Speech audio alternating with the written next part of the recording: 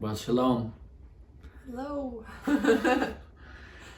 We know it's been a little while, but we wanted to try to give you all like a bit of an update. And I finally got Chelsea to where she's ready to share. We tried recording a couple days ago and we filmed for like an hour and then the camera cut off halfway through, so we missed it all. But there was a lot of tears too. There's been a lot of tears, and maybe it wasn't that edifying of a video and encouraging. Yeah, I was having a hard day that day. I was having a really hard day that day. It's been really up and down with my symptoms ever since I got out of the RV, and I guess part of me just kind of assumed like, oh, just getting out of the RV was gonna make all my symptoms kind of go away right away, and it's definitely not been the case, but we're enduring and, you know, trying to just take it one day at a time, because that's all we can do. And, but yeah, I'll have a couple good days and then kind of a really difficult health day, just where I'm really tired and struggling with a lot of fatigue still. And a lot of the itching still, like, just right there. Why right there? Right on that spot. Oh my gosh, so itchy. Oh my god. Oh, I gotta soak in cold water. Unbelievable. This is so itchy. I know it's so gross to like use a hairbrush, but you have to do what you have to do. Doing more. It's called survival! Cholestation survival. Oh, that does feel so good. Oh, Not too hard. from the liver struggling. But I am thankful to be in a little bit fresher air environment. And yeah, and I guess just to realize like how, I don't know, I guess we didn't realize how bad it was in there, did we? No. I just so you guys know, we were able to move out of the RV last week, and well, we are packing up. It's been brutal today. Just coming back into here and realizing that we gotta get everything out of here. It's more than I can handle. And I'm so angry. I'm so angry that this is taken like this long to get us here, to make this kind of a decision. Just coming back into here and realizing how much we have been enduring in this place.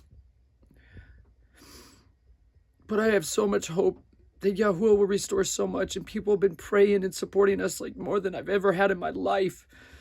Thank you for all of you guys and the support and the encouragement. It's a big mountain to climb, but there's so many helping hands along the way. Yahuah didn't want us to be alone, because when a day of tragedy strikes you, pity the man who falls and has no one there to help him up. It's more valuable for us to be near our brothers and sisters and to suffer alongside each other than it is to suffer on our own, or it is to be the king of the mountain with no one around you. We've got people who are bringing bread for us and sewing garments for our baby, and just who've reached out to offer anything they can do to help. And we couldn't have this if we were just hiding out on a mountain somewhere, like I'd wanted to do for so many years of my life, to find the ideal redoubt. But you know what? The ideal retreat is the one where you place yourself in Yahuah's hands and you go and abide near his people. We're so thankful that we have people near. Better a friend who's near than a brother who's far. That has proved true. Because I can't deal with it. I'm just literally, I look down in this just cubby right down in here, and there's just mold, and up above our bed. I can't even be in here. I get so angry and upset and anxious in here because I realize the battle is so beyond my capacity to overcome. And it's going to require a monumental effort from so many people to come in and help us. And That's why it's not good for us to be alone. It's better that we have brothers and sisters. This land has been hard on us, but I would rather to do this life with them, righteous men and women of Yahuah, than to live comfortably in the palace of kings. I'd rather be a doorkeeper in the house of Yahuah than to dwell in the palace of sovereigns. That's true. It's a good thing. Thank you again, all of you. It's a good day to cry. Be of good cheer, no matter your circumstances. This is the start. Cleansing it out.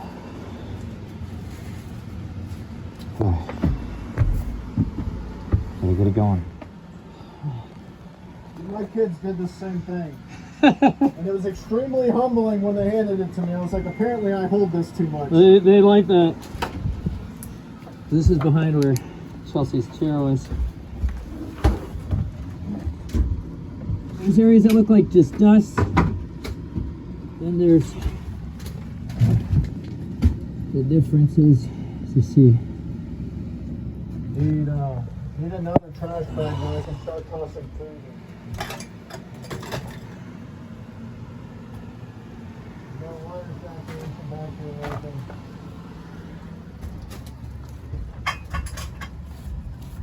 It's wet.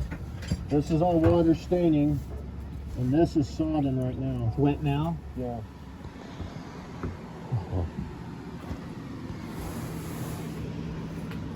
This is the area where they creeped in the more first.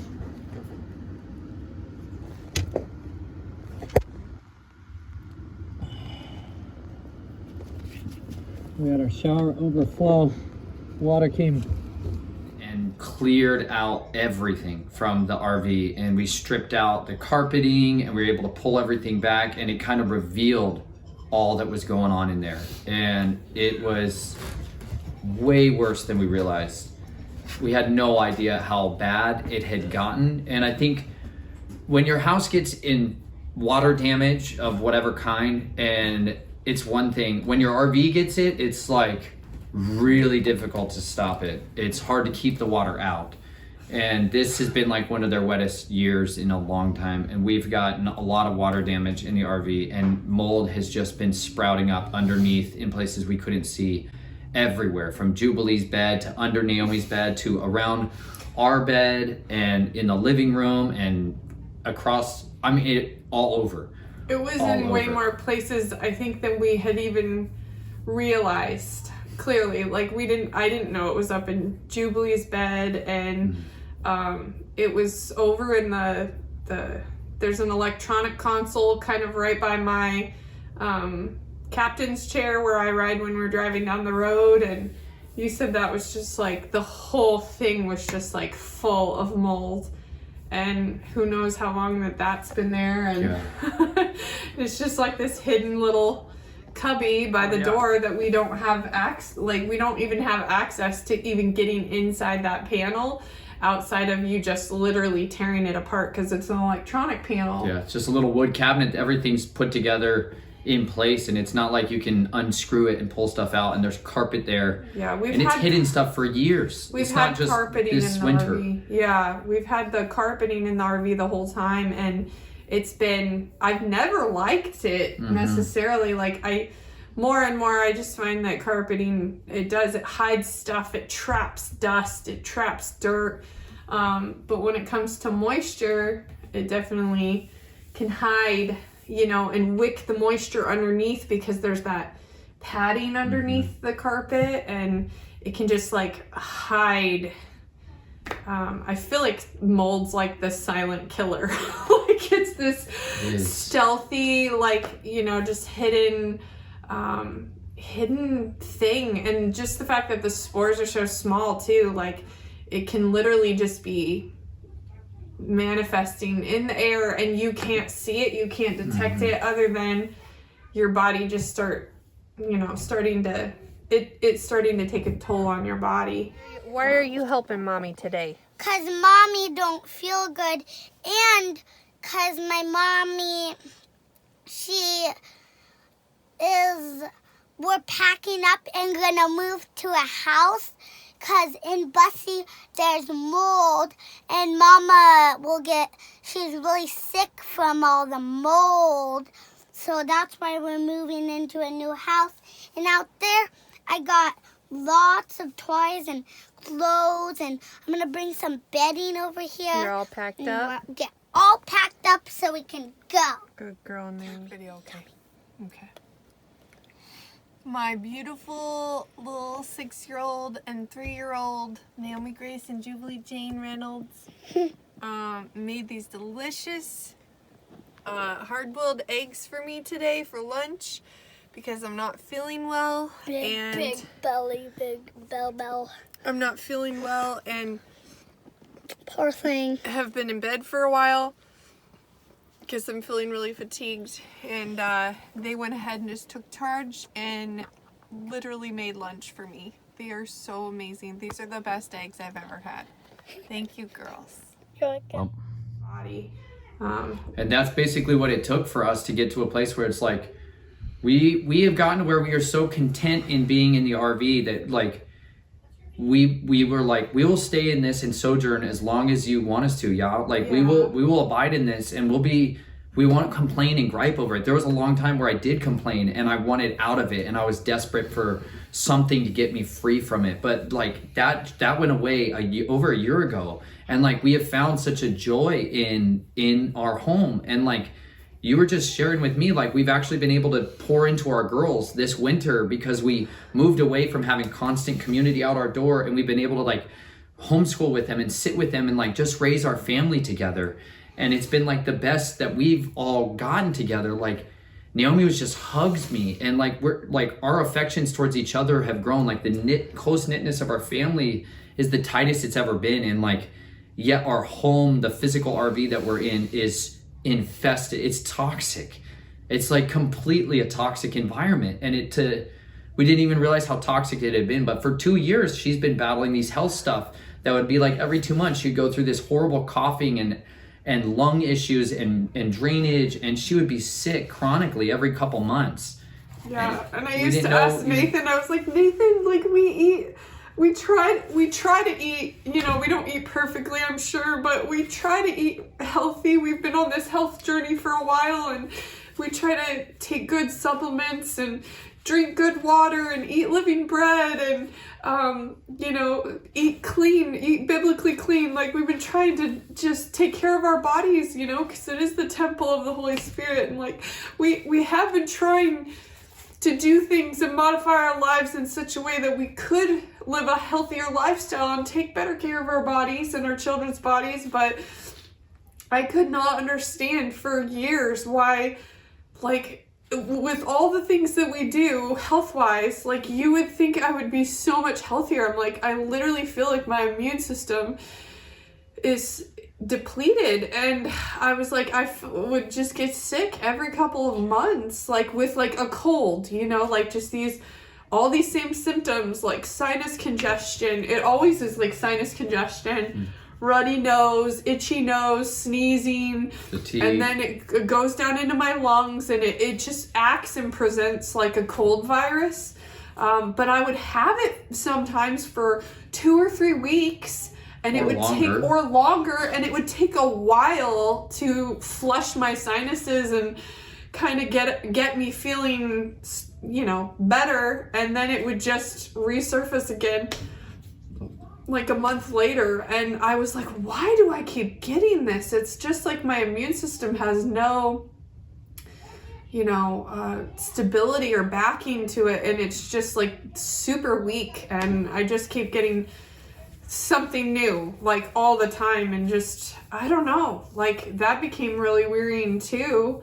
And then I think once I was pregnant, I didn't realize too that someone had mentioned that, or you had mentioned that mold binds with estrogen in the body, and that's why it can affect women more.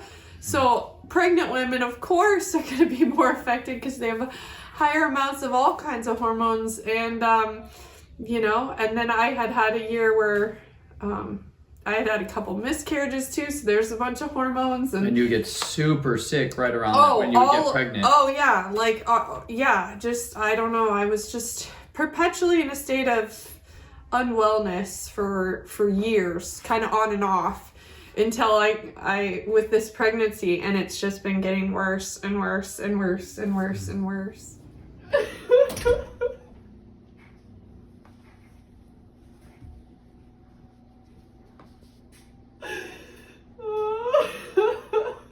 just want to not be in so much pain.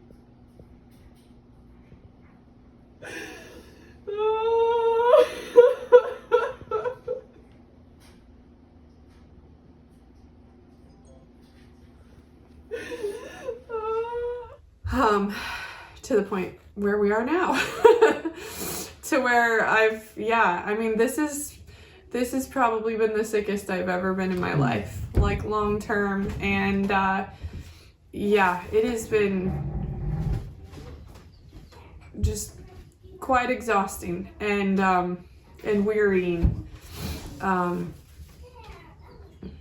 But it definitely, I mean, I can't imagine, especially after seeing all the footage of all of the mold, like, I just can't imagine having to go back into that space and having the potential of something coming back, which, you know, people always say, like, mold is really hard to get rid of.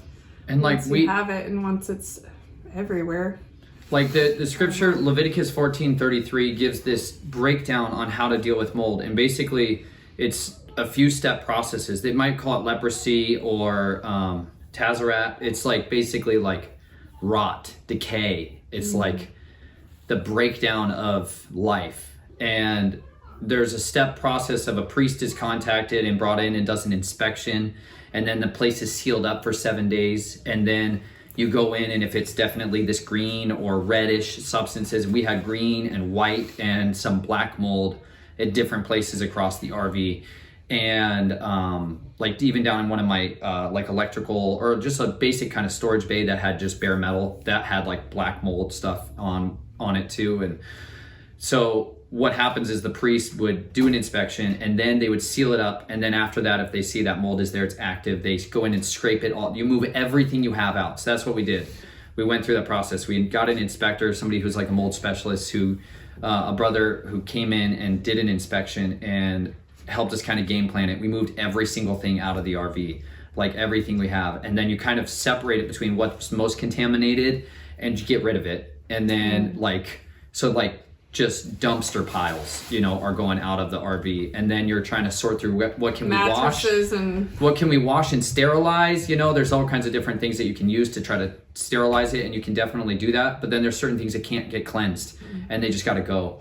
And so literally that's what we did this week, just purged our entire house out. And then yesterday, that's literally what I ended up doing all day, is you rip out the carpet, you start trying to fog it, cleanse it, sterilize it. I mean, every nook and cranny that you can get to. I had a big fogging machine with this super concentrated hydrogen peroxide. I mean, it was just this. You guys ripped out the carpet from the front to the back. Everything. And like panels and every sconce, all of the valent, took everything. all the molding around the windows down. Our table went out. The curtains. Everything. It's like the house just gets gutted.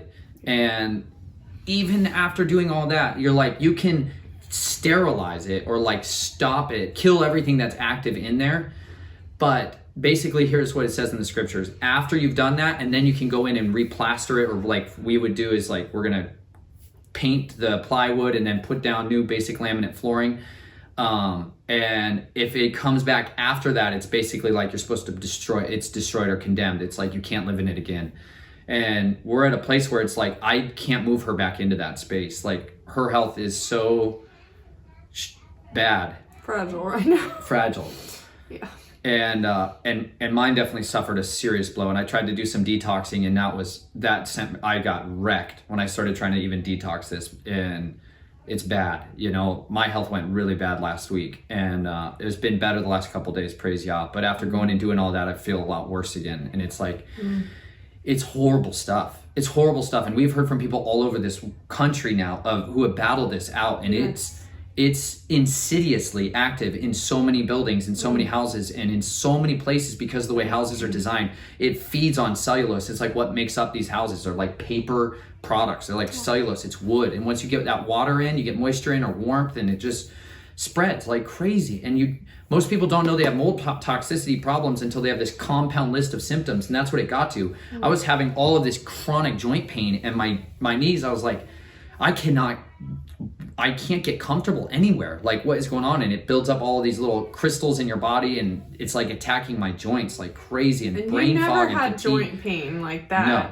I've had all kinds of pain in my life, but I've never had knee pain, like to where I was like, I would just get out and walk and do like lunges. I just like doing exercises all the time to just try to get my knees to move. And my ankles were hurting, remember? Yes, I was having and that all was that back ankle 7 pain. months. It's 7 months pregnant. She was complaining of all this ankle and joint pain down in her feet, and we just pelvic pain and back pain, and we started attributing all these things to either pregnancy or me, like my lifestyle changes, and like we found ways to mentally excuse all of the symptoms that we had, but until it got to such a level where it's like you were withering away in front of me, and I'm sitting there like, we have to get our family out of this. And as a father, you feel like I have to provide a place of safety for my family, and that home has gotten so toxic, like we can't live in there anymore.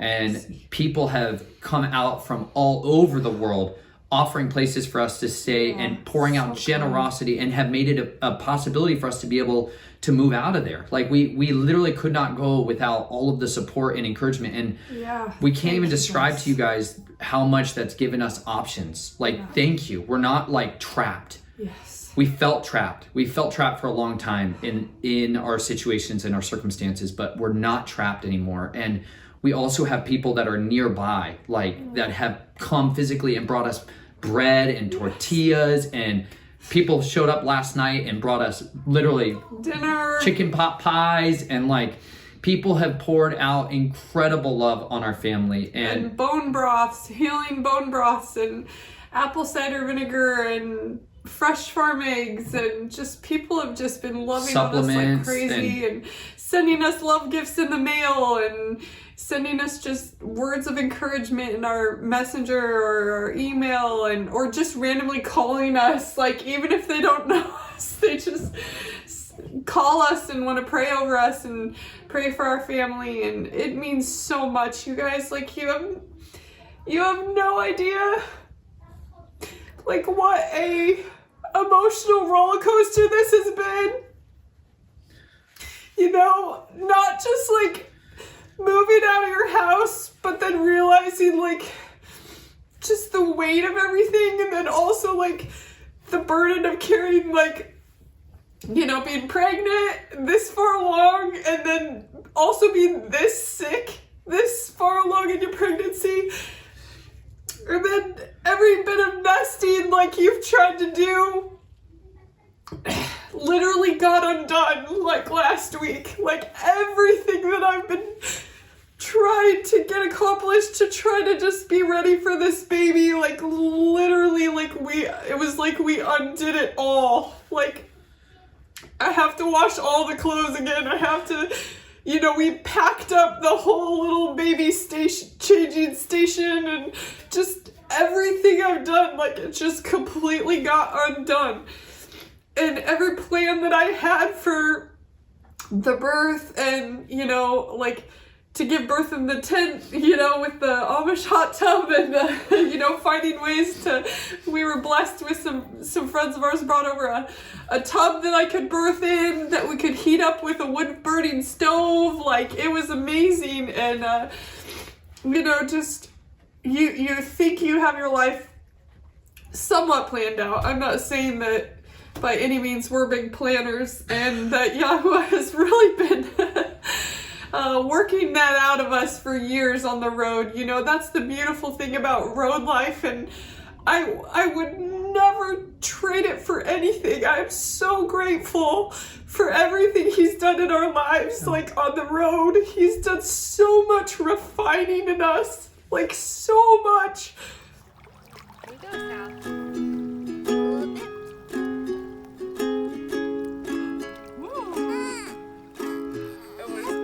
You're all right.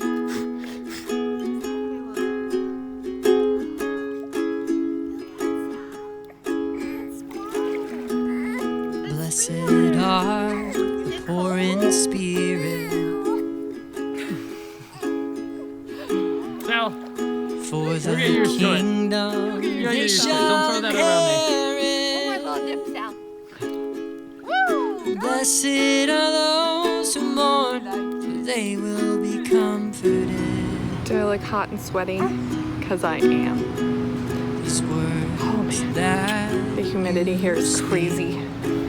And it's so warm. It's hard to get your head around it, but draw me it is to beautiful and my it will be good. It will be a good place. My heart overflows with joy as I feel your arms wrap around me. Wait, how big this is? We're getting down. You are here always for me.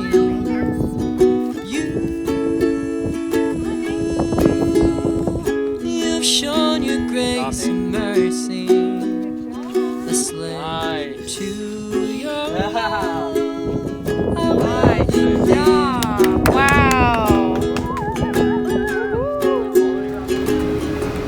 Quick video to not show how stressed Nathan is, but to show Plant City. Goodbye, Plant City. Rows and rows and rows of strawberry fields. The strawberry capital of the world. He loves it when I say that. It's a lot of work. It's good marketing. Look at rows and rows and rows of strawberries everywhere you turn. And there's a banana orchard way out there. Labor crews. Oh yeah. They shall be satisfied. They shall be Clear up Kyle. satisfied. Sage did her work as well. You are here always for me. See? Mulched it in. You've shown your grace and mercy. Nice. A slave to your love. I will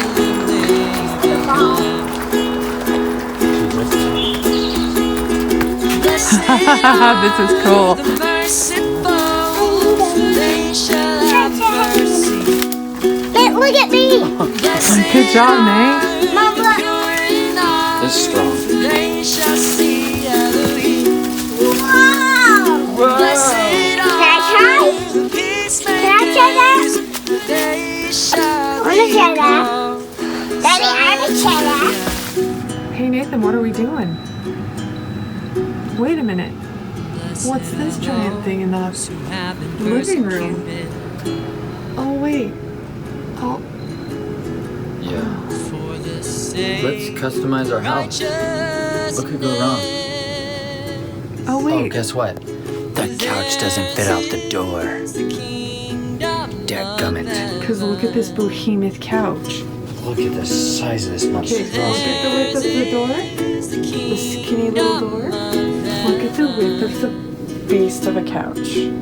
That thing's big. Not gonna go. Oh, don't worry.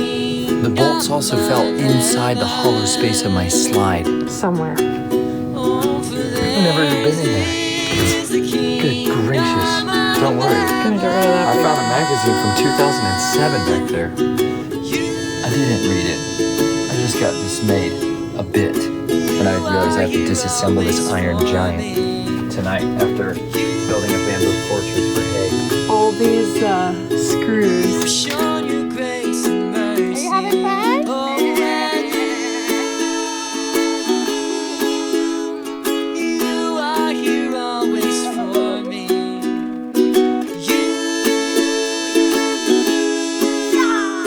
You've shown your grace and mercy.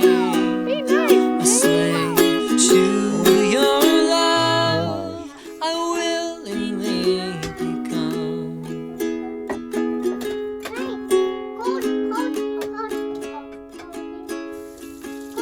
To get us to the place where we are right now, you know, and just learning to let go of any expectations that we have and to just trust him fully because he is faithful and he is trustworthy. And you can put your full faith and hope and trust in him. And he is good. He is a good father, and he does things for our good, even when we don't understand how he's working. His ways are not our ways. And, but anyway, it just, we have been on such an emotional roller coaster for weeks, and just, I have never felt so loved on by the body of Mashiach in my life. Like, all you brothers and sisters out there have just been pouring on just like love and encouragement and prayer. And literally one of the last days before we were moving out of the RV, we were kind of packing up in there, and I was feeling so much fatigue on and off while we were still in that environment and trying to pack this stuff up. I was so tired, and I started crying because I was like, Nathan, like literally, like, I feel like the only reason I'm able to go on right now is because I could literally physically feel the prayers of his people. Yeah. Like petitioning Yahuah to like give me more strength so that I could like do this. And like I literally felt strengthened by your guys' prayers. So your prayers are so powerful. They're so appreciated, and to just feel so loved on by like, you know, our brothers that are near, that we've, you know, this community that we've formed, and not that we've formed, but that we've found in Missouri, you know, over this last year, and just wonderful friendships we've made, but not only near but far too. Like we have amazing friends all over this world, you know, in all kinds of different countries, and it's just been such an incredible experience to just see how everyone just could unite and come around us in our greatest time of need. Like, we've never felt, you know, so loved on. You guys are the hands and feet of Messiah, and working in our lives, and just helping to make this extremely challenging time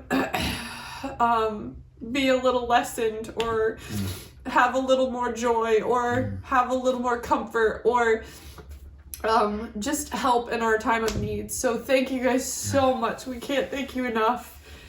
It's just, yeah, it's been incredible. Really, thank you for all that you guys have done. We've had people who came, even yesterday, we've had people standing out in torrential rains coming and helping us move. The day we moved out, it was just pouring rain on us. And people are loading up livestock trailers with all of our stuff to move us into this little Airbnb. And, you know, it's the beginning of the new year. I literally moved my family out of the RV on the last day of the year. And like, I am, you know, we no longer have an RV to live in anymore. The Reynolds are not rolling anymore, you know, and it's been like 4.5 years, but at the same time, when we go back to it, the first week we moved into it, we had 7 days of rain in it, and we had water coming into our RV, the very beginning of it. And like, the reality with these lifestyle, y'all, like, there's a reason people that get into RVs and campers and all this stuff, they swap them out every couple of years, because they are not made to be lived in long term. Like, I don't want to sit here and give you guys a false illusion of what this is like. The idea of moving back into another RV is unpalatable to me at this time, because the truth is, to keep these things dry and untainted by mold is so difficult.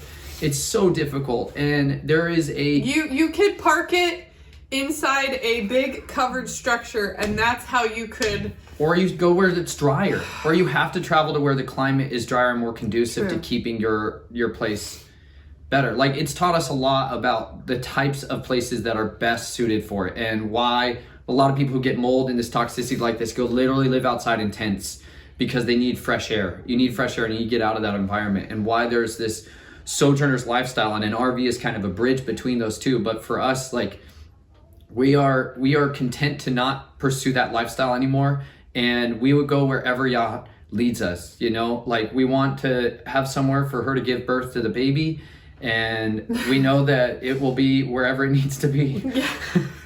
Because we have to let it go. Like, we're here at this place, we have one more week here, and then we have no idea where we'll go next. And we're holding things closely. We're trying to stay somewhat near the RV so I can work on it and get things dialed in as best as we can, at least, and keep monitoring it, you know? But we don't know what our tomorrow brings, you guys. And you know what? At the same time, It's like, okay. we've been like this for a long time. And That is what the road life has taught us.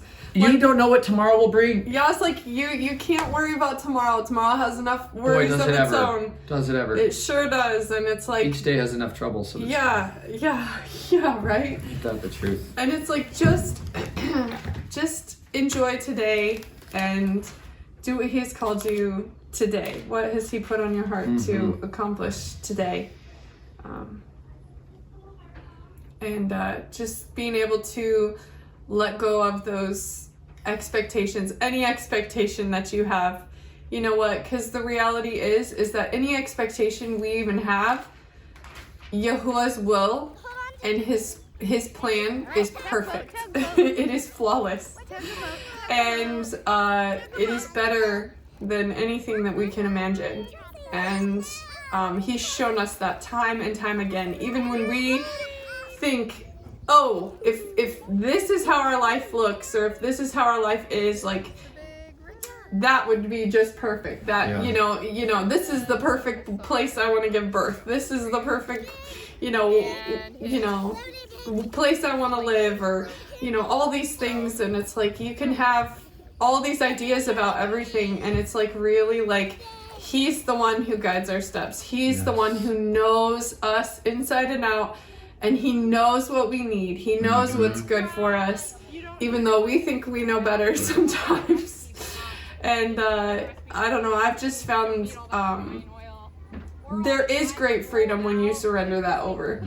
Like, there is, the other day I was struggling with, like, frustration and kind of, like, being really upset and anger and, like, I don't know, going through the stages of grief, you guys. We've been, like, going through the stages of kind of grieving this whole process, but at the same time, like, there is great freedom in just surrendering that control, like, and realizing that we don't really have control anyway. Like, and I think I was feeling like this lack of control, but it's like, we don't have control. Like, there are so many things that happen to us all the time. Like, we don't have control, and the sooner you surrender that, any little control that you think that you have, you surrender that over to the Father, and you say, not my will, but yours be done. There is a peace that surpasses understanding in that letting go of whatever control you think that you have. And there's just this peace in faith in Him, and knowing that He has never not been faithful. That's right. He has never not been trustworthy. He has never abandoned us. And if anything, He has taken us on the greatest journey of our life, when we've surrendered our lives over to Him and His will.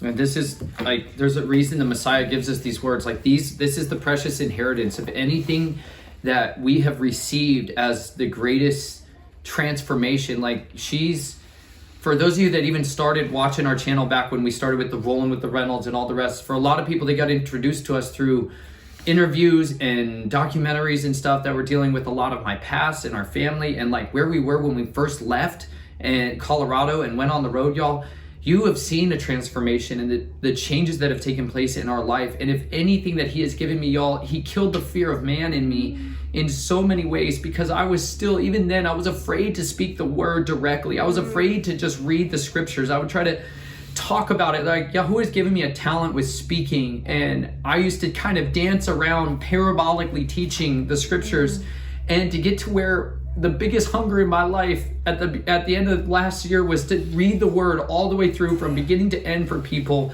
that if anything I can give to the world, it would be His words. That's what people can turn that on and wash their house and wash their mind and the tabernacle of their body with the water of the word, and be immersed in the word. Like, literally tomorrow is when the last of the books the audio Bible gets premiered, and I am more thankful to have put that out than anything else I've done in my life, because that word is eternal. Like, that is the word that will always go forth and be fruitful. Like, it is guaranteed. If you endure, if you receive the sowed seed of the word with endurance, you're going to bear forth fruit, and yet 30, 60 to 100 fold. And now my life is starting to bear that fruit. Like, I was in so much pain yesterday, and Naomi came and was giving me a massage on my back while she was hugging me and just rubbing my back, and like she was just clutching me so hard, and she was listening to my heartbeat. And if anything that is worth it is that my relationship with Naomi has been healed, because it was so broken, you guys. I was so angry for so long, and that anger got misdirected towards her, and towards her, like. But to have love cover a multitude of sins. Hatred stirs up strife, but love covers a multitude of sins. And it's covered so many sins from my life. And you know what? There's been great wretched sinfulness in my life. But Yahuah has extended his loving kindness towards me. And he's covered my sins. And it's through the blood of the Messiah, this atonement that we're coming towards. Like, Passover is on the horizon, y'all. And if you've never celebrated Passover, I so can't encourage you enough. Simply read the scriptures and do what it says as best as you can. There's a simple way of walking out this belief that we have, the convictions that come from reading this word and doing it, and it bridges us close. And you know what? Yahuah rebukes the devourer for us. The destroyers passed over us, and I believe the adversary has sought to destroy my family so many times, but it's been the prayers of the righteous people all over this world who have prayed for us. Like, one of my dearest brothers lost his wife this month, and she was her age, and I'm just like, that family has prayed for us so many times, and we are dependent on the prayers of the righteous people. The fervent, effective prayers of a righteous man avail much. And you know what? There's a reason I'm alive. There's a reason that I have a hunger for the word now like I've never had in my life, and like why my wife has been sustained with endurance and long suffering. It's because she has great love for me and great love for his people. And I know you guys experience that through a lot of this ministry that we have. She has such a desire to love and serve and nourish the body. We want to see you guys be healthy and strong, but it comes from a desire of seeing us suffer much and wanting that for ourselves too. We want it for everybody in this body to have. Like, these are the words of our Messiah. Matthew chapter 6. Therefore, and when praying, do not keep on babbling like the nations, for they think they shall be heard for their many words. Therefore, do not be like them, for your Father knows what you need before you ask him. This then is the way you should pray. Our Father who is in the heavens, let your name be set apart. Let your reign come. Let your desire be done on earth as it is in heaven. Give us today our daily bread. Forgive us our debts as we forgive our debtors. And do not lead us into trial, but deliver us from the wicked one. Because yours is the reign and the power and the esteem forever. Amen. For if you forgive men their trespasses, your heavenly Father shall also forgive you. But if you do not forgive men their trespasses, neither shall your Father forgive your trespasses. And when you fast, do not be sad-faced like the hypocrites, for they disfigure their faces so that they appear to be fasting to men. Truly I say to you, they have their reward. But you, when you fast, anoint your head and wash your face, so that you do not appear to men to be fasting, but to your Father who is in the secret place. And your Father who sees in secret shall reward you openly. Do not lay up for yourselves treasures on earth, where moth and rust destroy, where thieves break in and steal. But lay up for yourselves treasure in heaven, where neither moth nor rust destroys, where thieves do not break in and steal. For where your treasure is, there your heart shall also be. The lamp of the body is the eye. If therefore your eye is good, all your body shall be enlightened. But if your eye is evil, all your body shall be darkened. If then the light that is within you is darkness, how great is that darkness? No one is able to serve two masters, for either he shall hate the one and love the other, or else he shall cleave to the one and despise the other. You are not able to serve Elohim and Mammon. Because of this, I say to you, do not worry about your life, what you shall eat or drink, about your body, what you shall put on. Is life not more than food, and the body more than clothing? Look at the birds of the heaven, for they neither sow nor reap, nor gather into storehouses, yet your heavenly Father does feed them. Are you not worth more than they? And which of you by worrying is able to add a cubit to his lifespan? So why do you worry about clothing? Note well the lilies of the field, how they grow. They neither toil nor spin. And I say to you that even Shalomah in all his esteem was not dressed like one of these. But if Elohim so clothes the grass of the field, which exists today and tomorrow's thrown away into the furnace, how much more you, O little of belief? Do not worry then, saying, what shall we eat? Or what shall we drink? Or what shall we wear? For all the nations seek for these, and your heavenly Father knows what you need. But seek first the reign of Elohim and his righteousness, and all these shall be added to you. Do not worry then about tomorrow, for tomorrow shall have enough worries of its own. Each day has enough evil of its own. We want to seek first Yahuah's kingdom and his righteousness. And you know what? He can build for us a house. He can build for us a life and a family. And I've watched everything I have go out of my RV.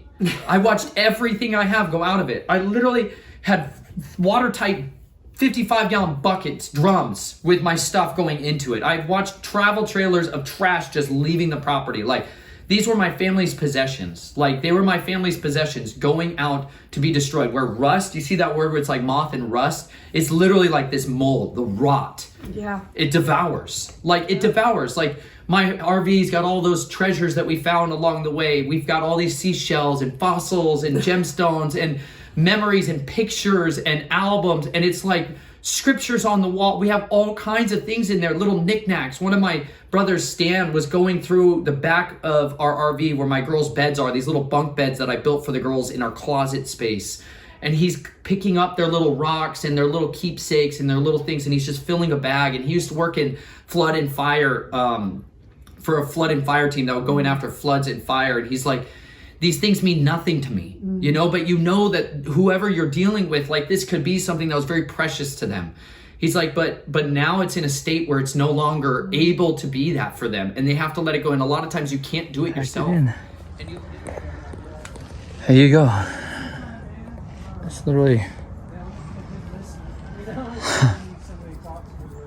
my family's possessions, not my family's life. Learning to separate the two, you know?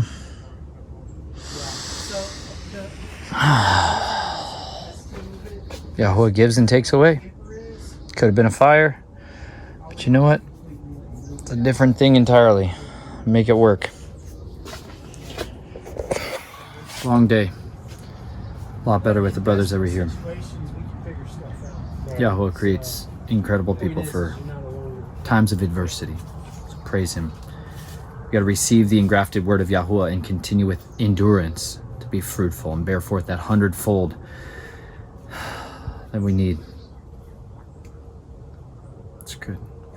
And you literally need people to come alongside you to do this for you. Like, I was such a roller coaster of emotion, like she's saying. I was all over the place, and I'm wearing this like full respirator, just ridiculous thing, and to like do this, and it has these air flaps, and they're like, you know, because I'm like panic breathing as I'm realizing I'm going through this waves of just being like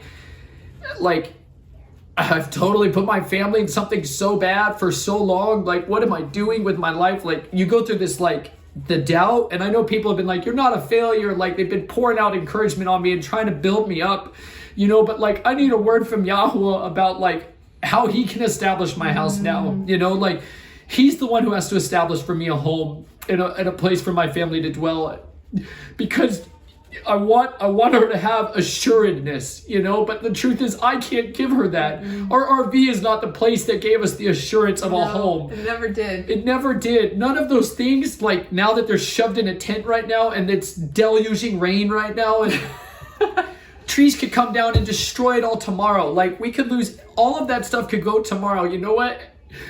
His kingdom and his righteousness is forever. That's like, right. We're like grass that grows up today and a frost could come tomorrow night and burn it off. Like, we are tiny little plants trying to proclaim his kingdom forever, that someday, maybe if he is willing, we could grow into an oak of righteousness and bear forth fruits for generations. But you know what? Some of them are cut down right away. Like, we've lost 2 children in that RV. Like, she miscarried twice in there. Like, it was horrible going out into the woods and knowing that like you're getting rid of the life that should have come to fruition in the middle of a forest in Tennessee. You're like, your life is being poured out like water. You know, this is our life. Yeah. You know, we've spilled our blood all over this place, sweat and tears, and We've had some of the greatest memories of our life and some of the greatest anguishes all mixed together. And you know what? Hallelujah. That's right. All glory to Yahuah and to his son forever, because you know what? Great and worthy is he to be praised. And you know what? There is going to come a day where, Yahuah willing, we will get to eat the wedding supper of the Lamb, and we will be get clothed in robes of righteousness that don't wear out, that don't just get devoured anymore. I long for that Exodus where I get to go and be with him. And you know what? Until such a day, may the kingdom come and may his will be done on this earth as it is in heaven. May we be poured out like a drink offering to him as long as we have to. I love you. I love you too. Thank you all for coming on this journey with us. Yes. And we've never known family like we've known in you now. Thank you. We had no idea how big his family was and how incredibly generous and loving you guys can be. It's a better family. He promised us if you give up farms and families and fields and everything for him, that you get it back 100-fold in this life and in the age to come. And it's true. His words are true. Let every man be a liar, but Yahuah is true. And we have tested these words and we hold fast to them. So at the end of the day, we thank him for these scriptures. We thank him for the words, and we thank him for his big, beautiful family. We love you all. We'll talk to you soon.